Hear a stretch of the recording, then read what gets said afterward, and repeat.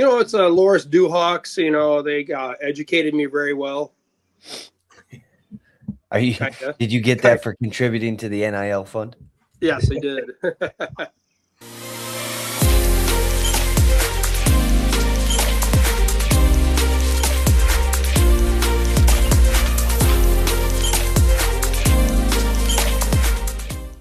Last week, I have to admit, I never got the podcast up. There was a little too much editing going on, and I didn't have the right resources.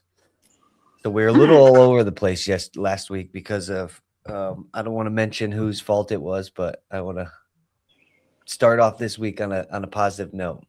So, U.S. Open's going on. My internet issues caused us not to have up our discussion. Then I need to apologize to the viewers. I did have a complaint on Saturday morning at the Open tournament that they missed us. So, that looked like a great crowd. I saw it on Facebook. That was 236 wrestlers and packed gym. Awesome. Ran smooth. So once we got it up and going, let's talk about that. That's a good place to talk about because I really hope that we can accomplish this over the next year or two. But I love the spring. That tournament was a great tournament. Not super huge, right? How many kids were there? 236. Got it. That's perfect for that gym because it was packed. Yeah. And Cal did a good job of getting the most out of the mats. We had 4 full mats down. He split 2 into smaller mats, and then we had the 2 big mats for the senior division and high school kids. And then as the other mats open, then I pushed those mats over. So I think we had, I don't know what Cal was calculating, but I know we had a lot of high school kids there, which was good to see from all over the place. That's awesome. Yeah. And it's not easy to do. Obviously, there's a lot of competing tournaments going on. Freestyle, Greco, folk style. Which do you choose? Right. Why do you choose it? I'm a big proponent of folk style 12 months out of the year because I just think folk style is just so difficult to learn. And some of these guys are just not experienced enough. And you can never get enough experience in folk style wrestling. No. Then that's what you're wrestling in high school. So, I understand the importance of freestyle, but at the end of the day, when you're going to compete for the state title, you're competing in folk style. So why not go get? Well, plus you think so much, Marty, I know we've hammered this, but obviously hand fighting comes in all different styles of wrestling, but the hand fight is obviously critical to continue to develop the top and bottom, getting off on bottom, getting turns on top. Man, those are invaluable skill sets that you need to learn. And I hope that there can be a little bit more. Tournaments are complicated and hard to run. You need people. How many people did you need for the tables? Did you were you involved in that stuff, or was that Cal? That was all Cal. He just basically had 2 high school kids or 2 workers at each table. It's what he planned. Well, originally planned to have 6 kids there with the Chromebooks to run each table, and then they had friends come, and then I think people ended up being a couple of the kids club coaches. So, it's a huge undertaking. It's not, you didn't just throw the mats down and people magically show up, and when you do the Chromebooks at the table. What's up? When you do the Chromebooks at the table, was that tournament going live, or was it just that's how it reports? So we could have followed it. We could have followed it online. Yeah. Actually, when I'm sitting at the table, I pull it up so I can see what's going on at each mat. So what was your job? What's that? What was your job? Make sure the computer program was up and running. Yeah, you should have been there, Marty. Kind of like last week with our podcast, right? It was a little bit better run. Yeah. His one bad day was his internet. He had better internet at the school for sure. Yeah. But no, Dan was running. Running the computers. Yeah, a huge shout out once again, always to Gene Lee. He is the track guru. So any issues we have, Gene, hey, we can't get this. And it's usually a really quick fix that's right there in front of you. But Yeah. Well, It's- a lot of He is the it's man. Yeah. there's so much experience. The moment you like experience the program enough, you know where all the things are that Mhm. you have to get to. Which Once you is know where they're at, then you can go get them. But Right. if you don't know where they're at, you have to yeah. flip everything And upside down. here's the crazy thing is, how great track is. Well, track's going away because USA bracketing's now going to take over. Oh, it's terrible too. Well, And track's not so- going anywhere. Well, it's not going to be used for For who? IHSA is going to go to USA bracketing in a year. I'm pretty Really? That's what IHSA said? sure. Yeah. I don't So think they had a IHSA said deal. that. Well, okay, I can't. I don't know. Maybe this shouldn't be said, but I know track had a deal with IHSA, but USA bracketing now is going to start coming in and work. I mean, your bigger tournaments are going to USA bracketing, Fargo, and everything. I mean, it's the state freestyles, so it's slowly gonna incorporate in it. Maybe it doesn't make its way all the way into folk style, but it's gonna be. Well, do you think that that's going to be met with, like, do you think track wrestling and flow wrestling, because that's the owner of track now, wrestling right. is Flow. Like, do you think that they're going to be okay with that? Like, that's a lot of revenue that comes that way, and that's a lot of years of programming. They bought track wrestling as a they Well, you bought know it. who started USA bracketing, right? Yeah, Same guy who started track. yeah. I mean, so he needed something to do. So I mean, I yeah, I think don't know. I mean, it'll be interesting. I It's think like the kids club tournament this year, the state tournament, was run by USA right. because it took me forever to find it. I'm like, where the heck is it? Yeah, and I think it's more on that USA side. The freestyle, like kids clubs run through IL USA. Yeah. It's USA Yeah. Wrestling. So Yep. Well, I know that. So I'll tell you that this is something that probably is going to come down the pipe, but like USA Wrestling has like pin points and win points. Like, they used to do it Mhm. through track wrestling, I guess, Right. where you'd get your profile and stuff. Well, I think what USA Wrestling wants to do is have an internal profile for each athlete who has, an account that goes through. So every tournament they go to, basically it helps with seating criteria. It helps with recruiting or ranking series and stuff like that, which there are some positives to that. But the downfall is that, if you get a pin, if you go to these tournaments and then you sign up for this tournament, because you went to those tournaments, you get a better seed than somebody who didn't go to that tournament, even though, you're just going to a off-season national tournament. Does that make sense? Like, Right. they're incentivizing people to go to all the USA Wrestling tournaments in some way, or, vice versa, so that they get these points so that they can get in a tournament and they can get ranking. Yeah.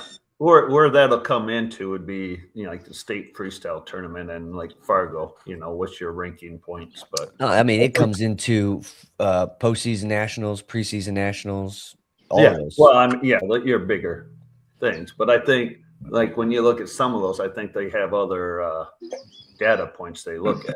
I don't know. Yeah. Well, I'm still interested to see if track wrestling and flow are just going to allow the takeover, or they're going to have something up their sleeves, because I just feel like they have a good product. And again, I know. They can survive just covering college. What do you mean survive? Well, I mean, not that they're going to go anywhere, but track may still be the way NCAA goes. Sure, but they bought that entity based off of the financial revenue that they were getting from the tournaments that were put on all across the country. So I don't think that software is going to go away. Like you and I, we could still have a tournament and put on with track wrestling. Right. But if I'm going to run a tournament through the IHSA, like we always do at Lyle, it may switch over. We may have to do it through USA bracketing. And why would I'm curious what the deal would be. Like IHSA, they make a deal. What kind of deal are they making? I don't know. That's a little shady, don't you think? I mean, I don't know. That is interesting, because what's it cost to run a tournament on one of those platforms on track? Like a tournament, you put a tournament on, you get pay per wrestler. Okay. I don't know what the cost is. I mean, it's like a percentage per wrestler. Cal have a fee from last weekend per wrestler. They charge you, I don't know, 50 cents, $1 or what, Okay. That's their only fee. I got you. Yeah, it will be interesting, because I knew that all that stuff was going on, I knew, I'm assuming like a non-compete clause has expired, and I don't know. Justin, the guy who created track, I think he just, oh yeah, I can do it again. I did it once before, Right. and then I just wonder what that conflict is going to create, because that's a lot of revenue that is not shared, and track wrestling has built the infrastructure, that USA Wrestling is just kind of going to take over. You look even beyond that, like some of these high schools, you bought the track score clocks. They work with the track program.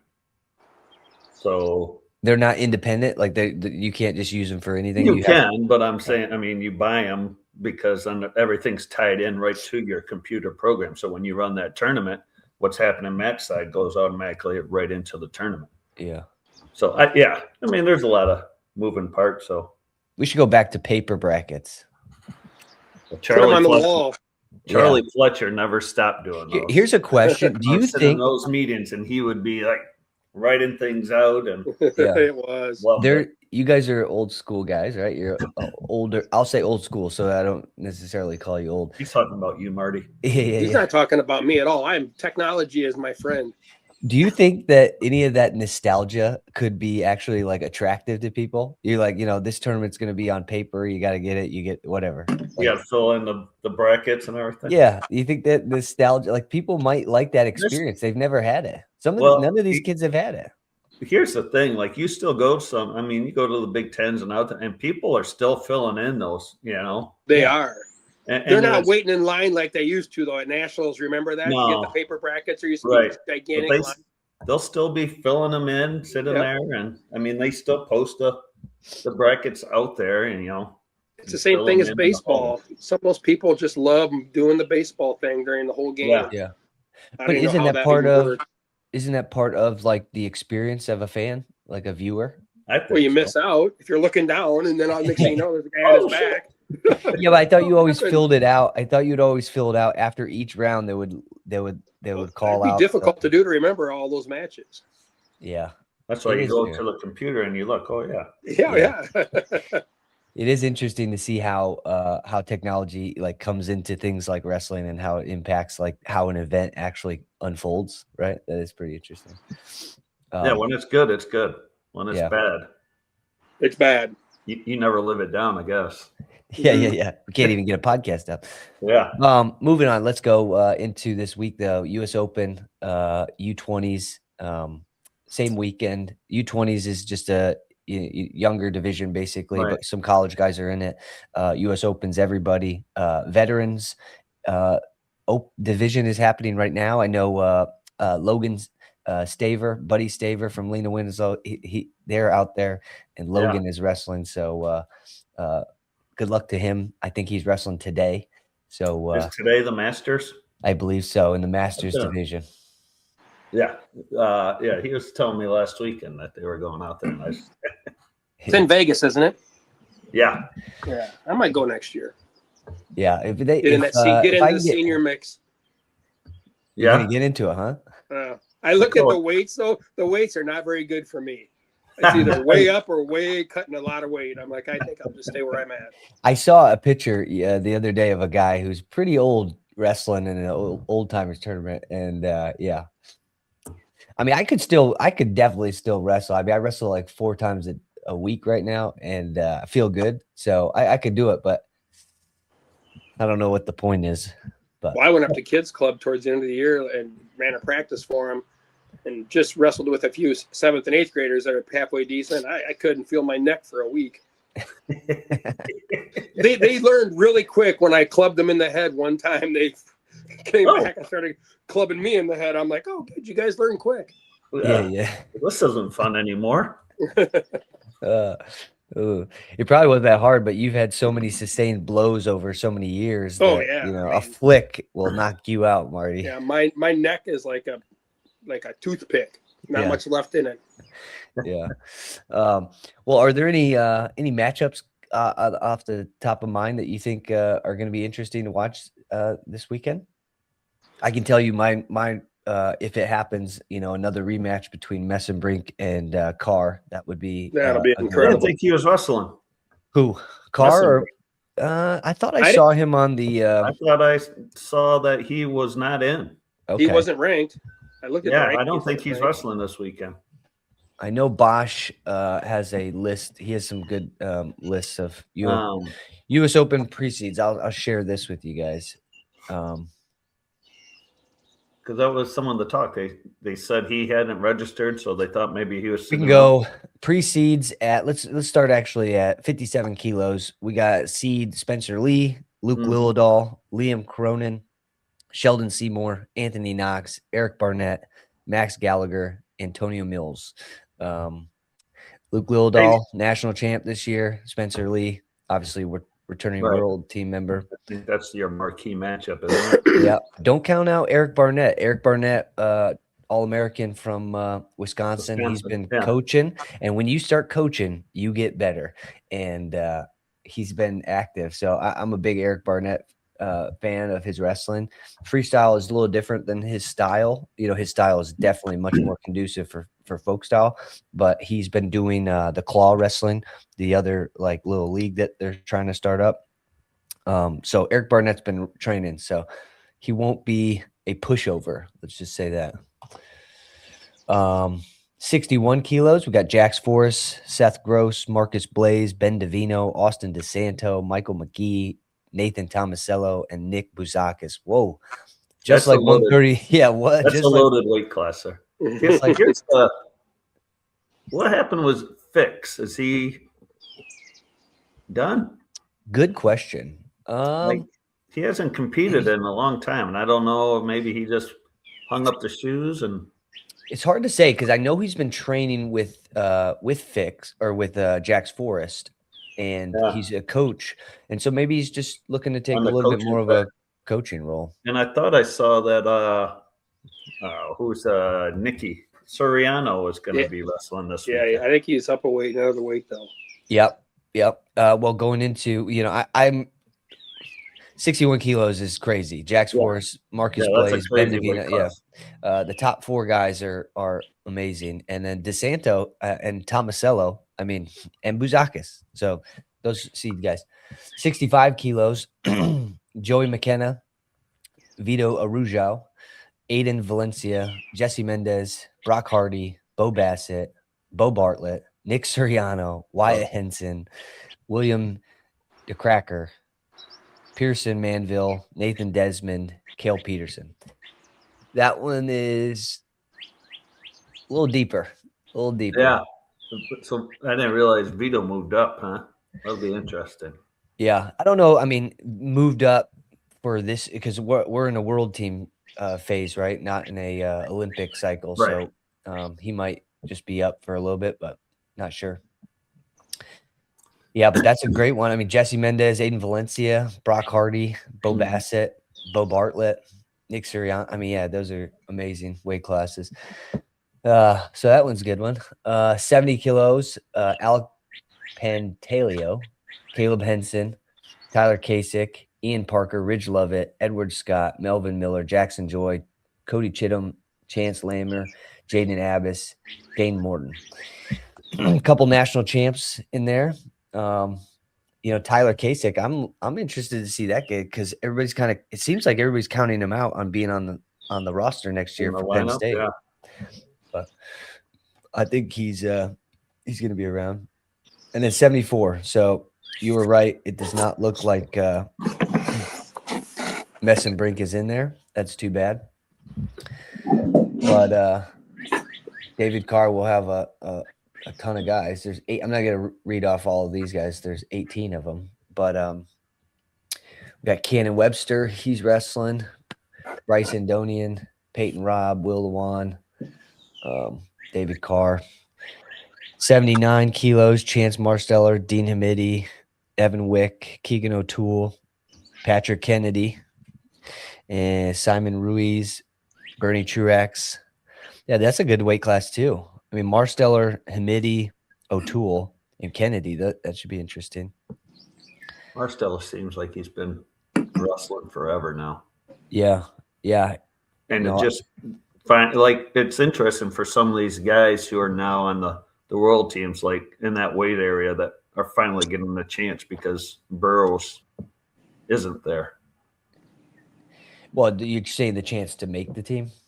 Yeah. Like Chance has made the world team a couple times, or at least once. Yeah, at least once. once. And he's been, all those guys like. Well, Chance is a guy that he's definitely gotten better as he's matured, right? Like I think that's the thing about wrestlers. We're a little goofy when we're younger. Yeah, he had quite the life experiences there, so yeah. He's always had the talent. Yeah. I mean, he was one of the most talked about high schoolers coming into college. That party is no joke. He's tough to score on too. Yeah, he got really good wrestling stuff. a fire hydrant. Yeah. 86 kilos. This will be a good one. Kyle Dake, Parker Keckeisen, Rocco Welsh, Mackay Lewis, Marcus Coleman. It should be good. 2 guys. Yeah. You don't think Rocco Welsh? Well, I guess Parker's pet. I think Parker. Yeah, you're probably right. Kyle Dake, Parker Keckeisen. Those are the 2 favorites. Yeah. 92 kilos, Josh Barr, Aiden Sinclair, Jacob Cardenas, Dustin Plott, Machiavello. That Machiavello, Mike Macchia, that guy from down North NC State, I think. State, yeah. Yeah. That was one of those guys that was thrown around for that Iowa job that didn't come to fruition. But I thought he would have been a good replacement for the heavyweight coaches, for the bigger guys. Let's see. Stephen Buchanan, Hawkeye Wrestling Club. I think he's a clear favorite there. Hayden Zilmer, Jonathan Io. Who do they wrestle into then? What do you mean? Well, there's a guy waiting in the right. Yeah, I mean those guys are wrestling to get to it. Well, only in certain. To what? Final X, correct? Yeah. Only certain guys accepted it, I guess.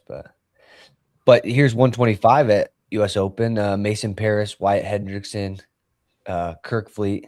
Yeah, it's a class reunion, man. It's back to when it was all those good heavyweights wrestling. Now, with all this more wrestling, right? Like, I'm a folk style guy through and through. I really do not care about international wrestling styles that much. Never really did. Never thought it was really fun or enjoying. Anyways, with all these guys just wrestling more, what's stopping like continuation in folk style as opposed to switching to freestyle? Never. It's always going to be freestyle. Yeah, there's no way. Well, what about the claw? I mean, people are doing other stuff. Yeah, it's fine. I mean, they're making money. They're wrestling to get, But it's never going to change in the world ever. Yeah, these guys' ultimate goal is world champ, Olympic champ, and that's always freestyle and Greco. It's never going to change. I mean, Russia's not all of a sudden going to start training folk style. Right. Well, sure, but Russia, I mean, depending on world politics at the time, they can't even wrestle. So it's and then wait for Iran to not be able to wrestle. Yeah. If Iran and Russia can't wrestle, what are we wrestling? Japan? That's what we're wrestling? Japan. Well, everybody's training to beat Japan. Well, that's pretty much true as it is already right now. Japan's running away with things. Yeah. Yeah. I mean, yeah, well, I'm looking forward to hopefully, I love the fact that people, I think maybe you guys could, I think people are just staying healthier longer. Like, I think people are staying active. I think incomes are able to be done through wrestling longer than ever before. They used to just be subsidized where people would just raise money and donate money. But now I think there are actual other avenues for people to get money, utilizing the internet, social media, stuff like that, becoming brands, building companies, stuff like that. So wrestling is the longevity of a wrestler is getting longer. Yeah. These guys can have almost their full-time job be wrestling. Yeah, for sure. Than 9 to, some of them still have a regular job and then train, but a lot of them are making enough money financially that they can focus on wrestling. Yeah. Well, plus though, when you look at other sports, like, look at jiu-jitsu, right? Look at how many middle-aged guys are competing in jiu-jitsu tournaments and they still have full-time jobs, Right. So I think there's just more competitions that are interesting to people, and they're becoming revenue streams for people. So I am curious how that will all pan out over time, because there's definitely more people that are thinking about wrestling, after college. And again, Olympic wrestling is so finite. There's only 6 spots in the Olympic. Yeah. So, Yeah. I mean, if the pool of people that are competing continues to increase and there's only 6 spots available, there's going to be other things that come up that people are going to be interested in, I would assume. Yeah. But anyways, this will be good. This is a good weekend. What else you guys got before I let you go? I got nothing. Beautiful day. No Wednesday thoughts or anything, Marty? Oh yeah, You know, I forgot about that stuff. I got to get next week. We'll work on it. You don't have any thoughts right now? Last night. You got nothing going through the head of yours? I got right nothing right now. I'm going to play golf here in a little bit, and that's about it. How did you play yesterday? I played pretty darn good yesterday. I had go. a 7 on 9. I shot an 83, and I had a 7 on 9. Okay. Where'd you play at? Ledges? At Atwood. The Ledges is closed. They're underwater? Yeah. You can go scuba diving in there. Look for balls. Yeah, no, yesterday We're playing was great. Mactown today. Okay. Yeah. There was a little bit of wind yesterday. I don't know A little? I don't know how you played. Like a 2 club, 3 club wind. There was a wind. Yeah. No, and I had my hearing aids in, so I couldn't hear a darn thing there. Everybody's talking to me. I'm like, it's just crackling. The wind's. Yeah. It was awesome.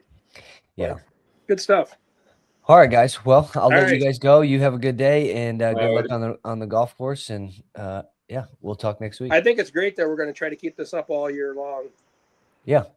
It's awesome. Well, was that a Marty idea? Was that a Marty? That's a Wednesday Marty idea. Marty Yeah, thought. there you go. There it Thanks is. for Wednesday, Marty's thought. Yep, there's my first thought. We're going to keep this all year round, so we're Have- good. Yeah. All right. I'll have 3 thoughts next week for sure. Okay. Make sure you write them down when they come to you. Oh boy, I know. They goes right in and right out of my ears.